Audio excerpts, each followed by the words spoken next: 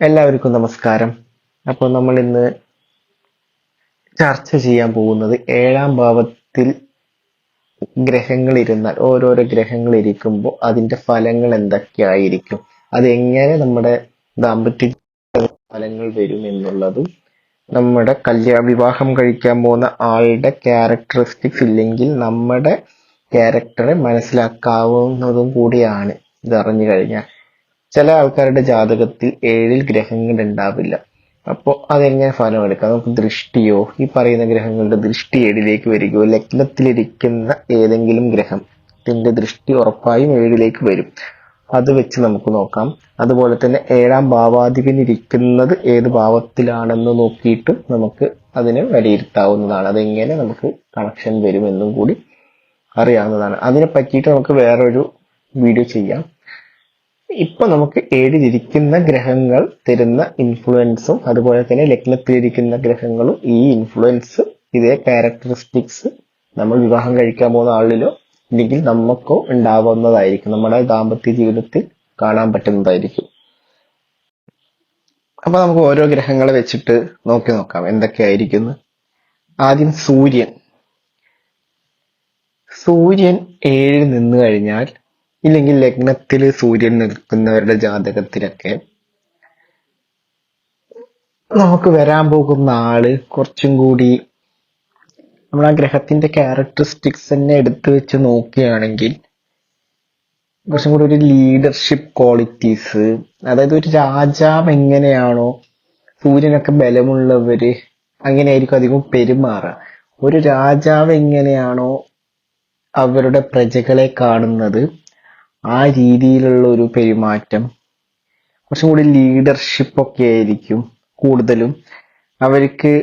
നമ്മൾ ഈ ചൊവ്വയുടെ രീതിയിലുള്ള ലീഡർഷിപ്പ് അല്ല ആക്ച്വലി ഇത് പറയുന്നത്. ഒരു രാജാവ് എങ്ങനെ സൈന്യാധിപരെടുത്തും മന്ത്രിമാരെടുത്തും രാജാവിന് കീഴിലുള്ള ആൾക്കാരെടുത്തും പെരുമാറുന്നു, ആ രീതിയിലുള്ള ഒരു കാര്യങ്ങളൊക്കെ ഉണ്ടാവും എന്നുള്ളതാണ്. കല്യാണശേഷം നമ്മുടെ സ്റ്റാറ്റസ്, മാരേജിന് ശേഷം നമ്മുടെ സ്റ്റാറ്റസ് മാറാനും, നമുക്ക് മാരേജിലൂടെ നല്ല സൂര്യനൊക്കെ ആണെങ്കിലാണ് മാരേജിലൂടെ കുറച്ചും കൂടെ പ്രശസ്തി വരാനും ഒക്കെ ഉള്ള ഒരു ചാൻസ് ഉണ്ട്. വരുന്ന ആളെ വെച്ച് നമുക്ക് കുറച്ചും കൂടി നമ്മുടെ പ്രശസ്തി ഉയരുവാനുള്ള സാധ്യതകളും ഉണ്ടാവുന്നതായിരിക്കും. സൂര്യനൊക്കെ അത്യാവശ്യം നല്ല ബലപ്പെട്ടിട്ട് ഒരു ജാതകത്തിൽ ഏഴിലോ ലഗ്നത്തിലോ ഇരുന്ന് കഴിഞ്ഞാൽ നല്ലൊരു പബ്ലിക് റെക്കഗ്നൈസേഷൻ, ഒരു പബ്ലിക്കിൽ ഒരു റെക്കഗ്നൈസേഷൻ കിട്ടാൻ ഈ ഒരു നിങ്ങളുടെ രണ്ടുപേരുടെയും പാർട്ട്ണർഷിപ്പിലൂടെ വരാനും സാധ്യതയുള്ളതായിരിക്കും. ഒരു അതോറിറ്റി ആയിട്ടുള്ള ക്യാരക്ടർ, കുറച്ചും കൂടി നല്ല കോൺഫിഡന്റ്, അതുപോലെ തന്നെ നല്ല ഫാമിലിയിൽ നിന്ന് നല്ല റെസ്പെക്റ്റ്, ഇതൊക്കെ വരാനും നല്ല പേരുകൾ കിട്ടാനും, സൂര്യൻ ഏഴാം ഭാവാധിപനായി ഏഴിൽ നിൽക്കുകയോ ഇല്ലെങ്കിൽ സൂര്യൻ ഇരിക്കുന്നത് സൂര്യന്റെ നക്ഷത്രത്തിലോ ഒക്കെ ആണെങ്കിലും നമുക്ക് നല്ല റെസ്പെക്റ്റ് കിട്ടാനും മാരേജ് ലൈഫിലൂടെ, അത് സൊസൈറ്റിയിൽ നിന്നും ആവാം, അതുപോലെ തന്നെ പാർട്ട്ണറിന്റെ വീട്ടിൽ നിന്നുമൊക്കെ, അതുപോലെ തന്നെ ഈ മാരേജിലൂടെ നമുക്ക് നമ്മുടെ ഒരു ചേഞ്ച് മനസ്സിലാവും. കൂടുതലായിട്ട് നമുക്ക് അതുവരെ കിട്ടിക്കൊണ്ടിരുന്നതിൽ നിന്നൊക്കെ ഒരു വ്യത്യസ്തമായിട്ടുള്ള കാഴ്ചപ്പാട് ആൾക്കാർ നമ്മളെ കാണുന്നതൊക്കെ മനസ്സിലാവാൻ തുടങ്ങും. മനസ്സിലാവുന്നുണ്ടല്ലോ. പിന്നെ സൂര്യൻ ഒന്ന് നെഗറ്റീവ് ഒക്കെ ആയി കഴിഞ്ഞു കഴിഞ്ഞാൽ ഈഗോ സൂര്യന്റെ മെയിൻ പ്രശ്നമാണ്.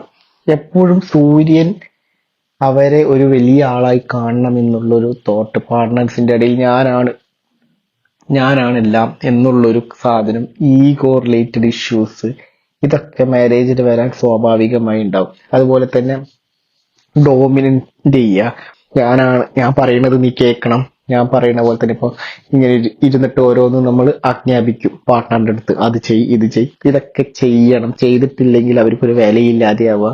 അതുപോലെ വിവാഹശേഷം നമുക്ക് ചീത്തപ്പേര് വരിക, സൊസൈറ്റിയിൽ നിന്നും ഉണ്ടാകുന്ന അപമാനങ്ങളൊക്കെ നമുക്ക് കിട്ടുക, ഇതൊക്കെ സൂര്യൻ മോശമായാൽ വരും.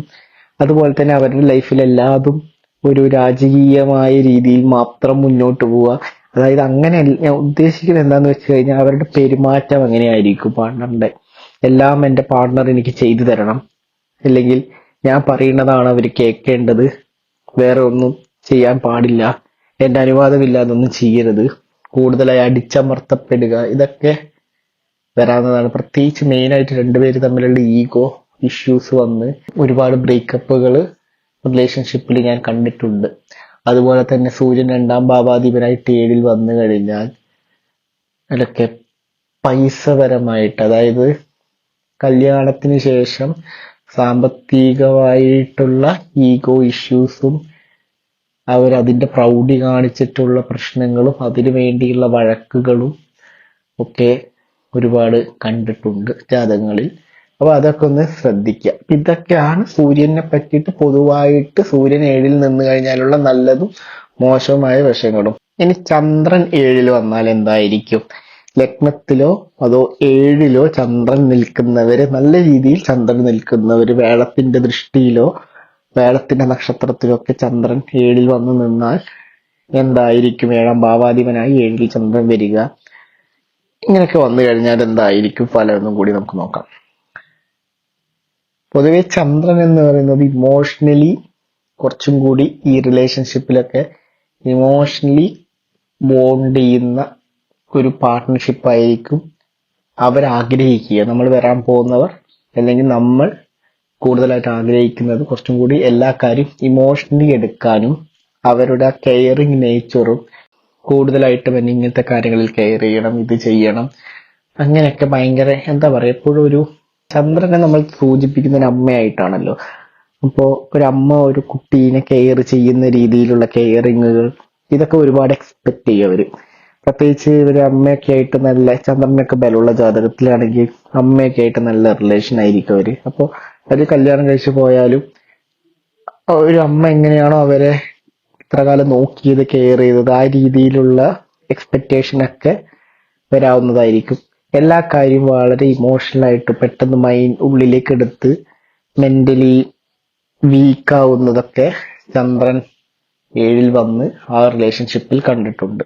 നന്നായിട്ട് കുക്ക് ചെയ്യാൻ പറ്റുന്ന ഒരു പാർട്ട്ണറിനെ കിട്ടാനുള്ള ഭാഗ്യം, അത് നന്നായി എല്ലാവർക്കും ഒരേ രീതിയിൽ വിളമ്പിക്കൊടുക്കാനും പാചകം ചെയ്യാനും ഒക്കെ ഉള്ളൊരു കഴിവ് ഇവർക്കുണ്ടാവും. ഒരു നന്നായിട്ട് അവർക്ക് അത് ഒരു ഫാമിലിയെ ഇമോഷണലി ബോണ്ട് ചെയ്ത് കൊണ്ടുപോകാനുള്ള കഴിവൊക്കെ ഏഴിൽ ചന്ദ്രൻ വന്നവർക്ക് കണ്ടിട്ടുണ്ട്. കൂടുതലും അവർ ഫിസിക്കലി ആയിട്ട് എടുക്കുന്നതിനേക്കാളും മെന്റലി ഇമോഷണലി ആണ് കാര്യങ്ങൾ കൂടുതലും അവരെടുക്കുക.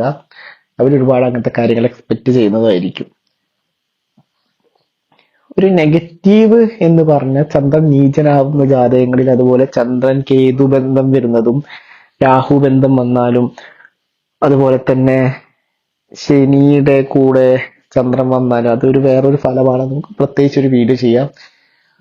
അതുപോലെ ചന്ദ്രൻ ഒന്ന് വീക്കായി കഴിഞ്ഞു കഴിഞ്ഞാൽ ഉണ്ടാവുന്ന ജാതകങ്ങളിൽ ഏഴിലോ ലഗ്നത്തിലോ നിന്ന് കഴിഞ്ഞാൽ കൂടുതലായിട്ടും മൂഡ് സിങ്സ് വളരെ അവരുടെ ഈ ദാമ്പത്യ ജീവിതത്തിൽ മൂഡ് സിങ്സ് മൂലം പ്രശ്നങ്ങൾ ഒരുപാട് വരുന്നതായിരിക്കും. കൂടാതെ ഇമോഷണലി ഭയങ്കര ഡിപ്പെൻഡന്റ് ആയിരിക്കും അവർ. എല്ലാ കാര്യത്തിലും ഇമോഷണലി ഒരാളെ ഡിപ്പെൻഡ് ചെയ്തുകൊണ്ട് ഏത് സാഹചര്യത്തിലും ഒറ്റയ്ക്കൊന്നും നിയന്ത്രിക്കാൻ പറ്റാതെ, ഒരാളുടെ കൂട്ടില്ലാതെ മുന്നോട്ട് പോകാൻ പറ്റാത്തതും പ്രോബ്ലമായിട്ട് കണ്ടിട്ടുണ്ട് ജാതകങ്ങളിൽ. പ്രത്യേകിച്ച് ഭർത്താവുമായിട്ട് അല്ലെങ്കിൽ ഭാര്യയുമായിട്ടുള്ള പാർട്ട്ണറായിട്ടുള്ള റിലേഷൻഷിപ്പിൽ അങ്ങനെ ഇഷ്യൂസ് വന്ന് പലവരുടെയും സഹായം വേണ്ടി വരും, അത് ഓവർകം ചെയ്യാൻ വേണ്ടിയിട്ട്. അങ്ങനെയുള്ള പല പ്രോബ്ലങ്ങളും ചന്ദ്രൻ ഏഴിൽ വന്നാൽ ഉണ്ടാകുന്നതായിരിക്കും. പിന്നെ കണ്ടിട്ടുള്ളത് ഒരു ഇൻസ്റ്റെബിലിറ്റി ആണ്. ഒരു റിലേഷൻഷിപ്പിൽ സ്റ്റേബിൾ ആവില്ല. പ്രത്യേകിച്ചും അതിനുള്ള കാരണം ഇത് തന്നെയാണ്. അവർ വിചാരിച്ച കെയറിങ്ങോ അല്ലെ അവർ വിചാരിക്കുന്ന രീതിയിൽ അവരെ മനസ്സിലാക്കാൻ പറ്റാതിരിക്കുകയോ ചെയ്ത് ഡബിൾ ഡേറ്റിംഗ് എന്നൊക്കെ പറയുന്നത് പോലെ ചില സാഹചര്യങ്ങളിൽ അവര് വേറെ ആൾക്കാരെടുത്ത് ഡിപ്പെൻഡന്റ് ആവുകയും അവരെ മെന്റലി സ്റ്റേബിൾ ആക്കാൻ പറ്റുകയും ചെയ്തു കഴിഞ്ഞാൽ ഉണ്ടാവുന്ന പ്രശ്നങ്ങൾ, എനിക്ക് എല്ലാം ഒന്നും നമ്മോട് പറയാൻ പറ്റില്ല, ഞാൻ പറയുന്ന രീതി നിങ്ങൾക്ക് മനസ്സിലാവുമെന്ന് വിചാരിക്കുന്നു. അപ്പൊ അങ്ങനെയുള്ള പ്രശ്നങ്ങളും ചന്ദ്രനിൽ കണ്ടിട്ടുണ്ട് എന്നുള്ളതാണ്. കൂടുതൽ ഹൈ എക്സ്പെക്ടേഷൻ ചെയ്യും. ചന്ദ്രൻ നെഗറ്റീവ് ആണെങ്കിൽ വളരെ എക്സ്പെക്ടേഷൻ കൂടുതലായിരിക്കും. ചെറിയൊരു കാര്യം പോലും ഓപ്പോസിറ്റുള്ള പാർട്ട്ണർ അത് മനസ്സിലാക്കി അതുപോലെ ചെയ്യണം എന്നുള്ള രീതികൾ ഇതൊക്കെ തന്നെ. അല്ലെങ്കിൽ എന്റെ വീട്ടിൽ എന്റെ അമ്മ എന്നെ ഇങ്ങനെയാണ് ചെയ്തത്, എന്റെ ഡ്രസ്സും എന്റെ തുണികളും, അല്ലെങ്കിൽ എനിക്ക് വാരിത്തരും അങ്ങനെയൊക്കെ പറഞ്ഞ് എനിക്ക് ഇവിടെ കിട്ടുന്നില്ല എന്ന് പറഞ്ഞ് ഭാര്യമാരോട് പ്രശ്നമുണ്ടാക്കുന്നതും ഭാര്യ ഭർത്താക്കന്മാരോട് പ്രശ്നമുണ്ടാക്കുന്നതും ഒക്കെ അതൊക്കെ വലിയ രീതിയിൽ മൈൻഡിലെടുത്ത് പ്രോബ്ലംസ് ഒക്കെ ഒരുപാട് കണ്ടിട്ടുണ്ട്. അപ്പൊ ഇതൊക്കെയാണ് ചന്ദ്രൻ. നമുക്കിനി അടുത്ത നോക്കാം. അപ്പൊ നമുക്കിനി ചൊവ്വേനെ പറ്റിയിട്ട് നോക്കാം. ചൊവ്വ 7 നിന്നാൽ, ഇല്ലെങ്കിൽ ലഗ്നത്തിൽ ചൊവ്വ വരുന്നവർക്കും ഈ ഫലം വരുന്നതായിരിക്കും. അപ്പൊ നമുക്ക് എന്തൊക്കെയാണ് ചൊവ്വയുടെ എന്ന് നോക്കാം. വിവാഹത്തിൽ അവർ നേരിടേണ്ട കാര്യങ്ങൾ എന്നുള്ളത് നമുക്ക് നോക്കാം. ചൊവ്വ 7 വൃശ്ചികം രാശിയിലോ മേടം രാശിയിലോ ഇല്ലെങ്കിൽ വ്യാഴദൃഷ്ടിയോട് കൂടിയൊക്കെ നിൽക്കുകയാണെങ്കിൽ, 7 നിൽക്കുകയാണെങ്കിൽ അത്യാവശ്യം പോസിറ്റീവായിട്ടുള്ള ഗുണാനുഭവങ്ങൾ തന്നെയാണ് വിവാഹ ജീവിതത്തിൽ കണ്ടിട്ടുള്ളത്. എന്നാലും കുറെയൊക്കെ ചൊവ്വയുടേതായ കാര്യങ്ങൾ അവരുടെ ലൈഫിൽ വരുന്നതായിരിക്കും. അതായത് ചൊവ്വ 7 നിൽക്കുമ്പോൾ ഉറപ്പായും ഒരു ടെൻഡൻസി ടു ആർഗ്യുമെന്റ്, ഒരു ആർഗ്യുമെന്റ് നേച്ചർ അവർക്ക് ഉറപ്പായും ഉണ്ടാകുന്നതായിരിക്കും എന്നുള്ളതാണ്. നല്ലൊരു ഫാമിലിയെ സംരക്ഷിക്കുന്ന ഒരു ആള് കൂടിയായിരിക്കും. അവർക്ക് ഫാമിലിയെ പ്രൊട്ടക്ട് ചെയ്യുക, ഒരു പ്രൊട്ടക്ടർ, സൈന്യാധിപനാണല്ലോ ചൊവ്വ. ഒരു പ്രൊട്ടക്ഷൻ അവർക്ക് എപ്പോഴും ഫാമിലിക്ക് കൊടുക്കുവാൻ കഴിയും എന്നുള്ളതും കൂടിയാണ്. ഒരു സൈന്യാധിപനെ പോലെ നിന്ന് ഭാര്യയും മക്കളെയും ഇല്ലെങ്കിൽ ഹസ്ബൻഡിനെയും കുട്ടിയൊക്കെ അവർ സംരക്ഷിക്കും എന്നുള്ളതിൽ ഒരു സംശയവും വേണ്ട. ചൊവ്വ പോസിറ്റീവായി നിന്ന് കഴിഞ്ഞാൽ അതുപോലെ നല്ല എനർജി ആയിരിക്കും റിലേഷൻഷിപ്പിൽ എപ്പോഴും.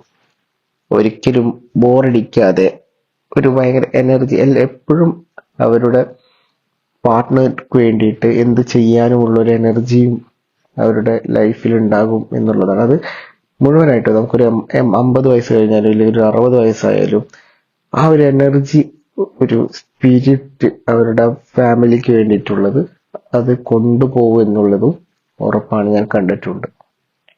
അതുപോലെ തന്നെ ഏത് സാഹചര്യം വന്നാലും ഫാമിലിക്ക് വേണ്ടി മുന്നിൽ നിൽക്കാനും സംസാരിക്കാനും കാര്യങ്ങൾ ഡീൽ ചെയ്യാനും ഉള്ള കഴിവും അസാമാന്യം തന്നെയായിരിക്കും ചൊവ്വ 7-ലുള്ളവർക്ക്. അവരുടെ പാർട്ട്ണർക്ക് എപ്പോഴും അവർക്കൊരു സേഫ്റ്റി ഫീൽ ചെയ്യും എന്നുള്ളതാണ്. ഇവർ കൂടെയുണ്ട് എന്നുള്ളൊരു സേഫ്റ്റിയും ഫീൽ ചെയ്യും എന്നുള്ളതാണ്. എന്നാലും ചൊവ്വക്ക് പാപബന്ധമോ ഇല്ല. പൊതുവെ ചൊവ്വ 7-ൽ നിന്നാൽ വേറെ രാശിയിൽ തനിയെ 7-ൽ നിൽക്കുകയോ സ്വന്തം രാശിയല്ലാതെ വൃശ്ചികത്തിലോ മേടത്തിലോ അല്ലാതെ 7-ൽ വരികയോ പാപഗ്രഹങ്ങളുടെ കൂടെ ഇരിക്കുന്ന ചൊവ്വ 7-ലേക്ക് നോക്കുകയൊക്കെ ചെയ്യുന്ന സമയത്ത് വിവാഹ ജീവിതം ഒരു യുദ്ധക്കളമായി മാറും എന്നുള്ളതിൽ സംശയമില്ല. ഇതിനെ തന്നെയാണ് ചൊവ്വ ദോഷമെന്നും പറയുന്നത്. അവരെപ്പോഴും ഒരു യുദ്ധക്കളത്തിൽ ഒരു യുദ്ധം നേരിട്ട് ജീവിക്കുന്ന പോലെയായിരിക്കും രണ്ടുപേരുടെയും ജീവിതം ഉണ്ടാവുക എന്നുള്ളതും പല വിവാഹ ജീവിതത്തിലും ഞാൻ കണ്ടിട്ടുണ്ട്. രാവിലെ ആയാൽ വഴക്ക്, വൈകുന്നേരം ജോലിയൊക്കെ വിട്ട് കഴിഞ്ഞാൽ വീണ്ടും വഴക്ക്, രണ്ടുപേർക്കും അങ്ങോട്ടും ഇങ്ങോട്ടും വഴക്കിടാനുള്ള എനർജി. പൊതുവെ ചൊവ്വക്ക് ബലം ഉള്ളവർ 7-ൽ ചൊവ്വ നിന്ന് ഓപ്പോസിറ്റും അതേപോലെ ചൊവ്വ 7-ലുള്ളവരെയോ ചൊവ്വയുടെ ദൃഷ്ടി 7-ലേക്കുള്ളവരെയൊക്കെ പാർട്ട്ണറായി കിട്ടുകയാണെങ്കിൽ ഇവർ ഭയങ്കര ഫൈറ്റിംഗ് ആയിരിക്കും. രണ്ടുപേരും അങ്ങോട്ടും ഇങ്ങോട്ടും വിട്ടു കൊടുക്കില്ല. ഒരാൾ അടിച്ചു കഴിഞ്ഞാൽ മറ്റേയാളും തിരിച്ചടിക്കും. അത്രയും ഒരു ഫൈറ്റ് ചെയ്യാനുള്ള സ്പിരിറ്റ് ആയിരിക്കും ഇവർക്ക് എന്നുള്ളതാണ്. മനസ്സിലാവുന്നുണ്ടല്ലോ? അതുപോലെ വളരെ മോശം രീതിയിലുള്ള വഴക്കുകള്, മദ്യപിച്ച് വന്ന് വഴക്കിടുക, ഭാര്യയെ തല്ലുന്നതും ഇതൊക്കെ ചൊവ്വ 7-ൽ വന്നാൽ വരുന്നതാണ്. പ്രത്യേകിച്ച് 7-ാം ഭാവാധിപനായ ചൊവ്വ 6-ൽ പോയി അതിന്റെ ദശയും കൂടി നടക്കുന്ന സമയം എന്ന് പറയുന്നത് വളരെ മോശമായ സാഹചര്യമായിരിക്കും ലൈഫിൽ ഉണ്ടാവുക. അപ്പൊ അതൊക്കെ ഒന്ന് ശ്രദ്ധിക്കേണ്ട കാര്യം തന്നെയാണ്. പ്രത്യേകിച്ച് ചൊവ്വ ഇരിക്കുന്ന ആൾക്കാർക്ക് കുറച്ചും കൂടി ഇമോഷണലിനെക്കാളും കൂടുതൽ അവർ ഫിസിക്കലി അട്രാക്റ്റീവ് ആയിരിക്കും അവരുടെ പാർട്ട്ണറോടുള്ളത് എന്നും സംശയം വേണ്ട.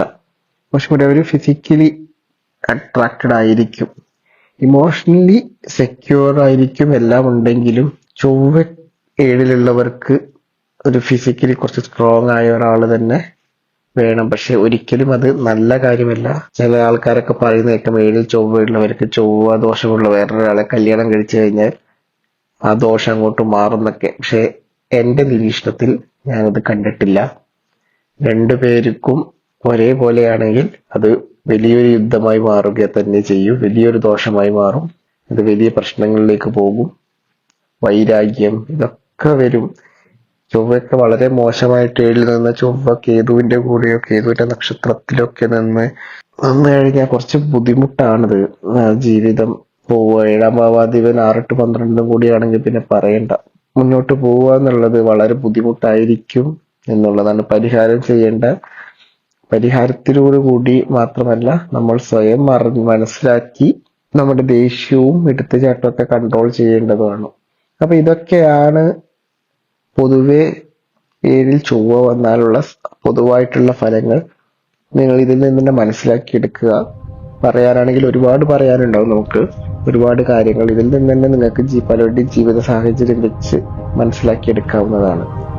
എന്തായാലും ഇപ്പൊ ഈ വീഡിയോയുടെ ലെങ്ത് കുറച്ചുകൂടി, നമുക്ക് ബാക്കി ബുധനെ പറ്റിയും വ്യാഴത്തെ പറ്റിയും ശനിയെ പറ്റി ശുക്രനെ പറ്റിയൊക്കെ നമുക്ക് രാഹു കേതുക്കളെ പറ്റിയൊക്കെ അടുത്ത വീഡിയോയിൽ നമുക്ക് ചെയ്യാം. അടുത്ത വീഡിയോ നമുക്ക് ഇതെല്ലാം കൂടി പറഞ്ഞു തീർക്കാം. ഇത് കുറച്ചൊന്ന് ലെങ്ത് ആയതുകൊണ്ട് ഇതിപ്പോ ഇവിടെ അവസാനിപ്പിക്കുന്നു. അടുത്ത വീഡിയോയിൽ കാണാം. അപ്പൊ എല്ലാവർക്കും നന്ദി, നമസ്കാരം.